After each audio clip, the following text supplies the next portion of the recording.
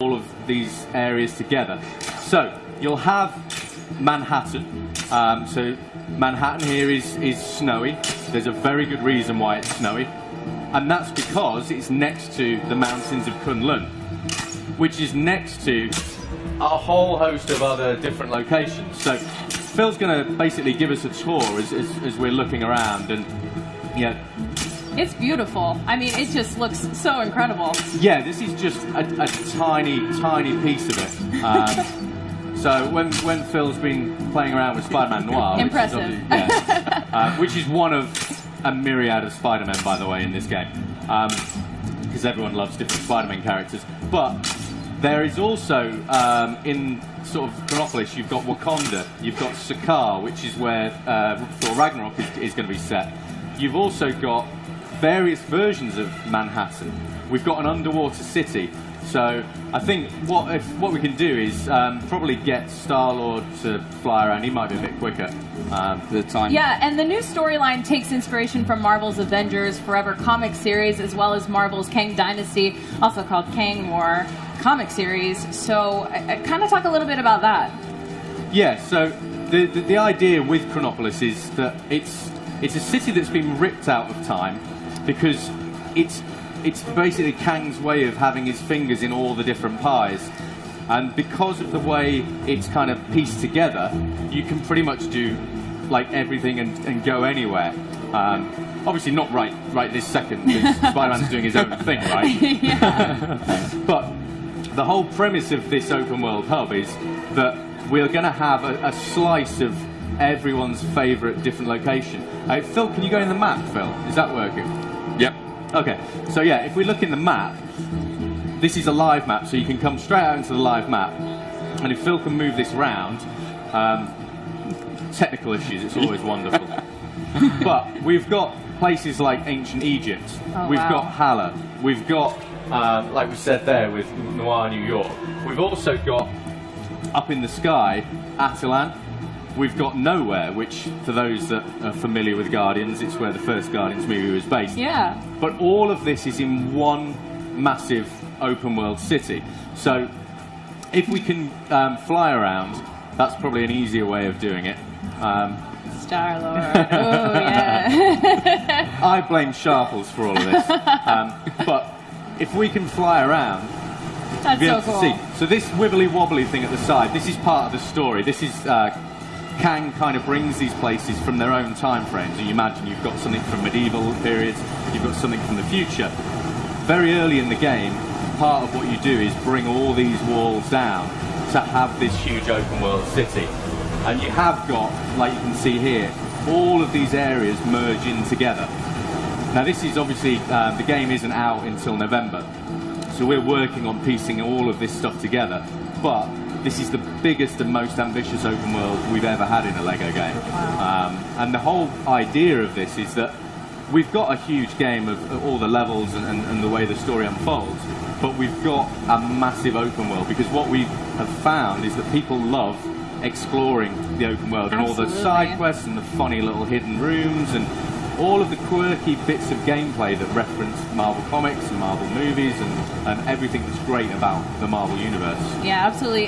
So comic veteran Kurt Busiek also played a primary role in the story creation. Yeah. Can you tell us a little bit about that? Well, yeah, like the comic runs that kind of inspired this, a couple of us in the office, like we really love those storylines because they tell us so much about Kang. So with working with Marvel, we were talking to Bill Roseman, who's the creative director at Marvel Games, and he was like, well, why don't you just ask Kurt to help out? And it's like, oh yeah, why didn't we think about that? Yeah. So yeah, we got in touch with Kurt. And Kurt this is great. I'm sorry. Yeah, exactly. A Lego Sphinx. That's amazing. But you can go inside these things. It's not, you know, like a dressing. You can go inside the Sphinx, so there'll be gameplay inside there. There'll be gameplay inside the pyramids. There'll be bizarre little Egyptian men walking around. The idea is that this is a living, breathing city made up of 20 cities. And the whole premise behind the game is to go bigger and better than LEGO Marvel Superheroes. Wow. We want everyone that loved that game to So when they come to this game, be surprised. We want there to be surprises around every corner. So if I'm not mistaken, you guys actually have a new character to share with us, right? We do. Star-Lord's just going to have a little bit of a dance first, clearly. It's very fitting. Yeah, absolutely. And this is something that obviously we care about a lot at TT Games, is the personality. Absolutely. But yeah, if Phil can bring us in a quirky new character that's new to the game, and you'll see there's loads of hidden characters that are yet to be revealed.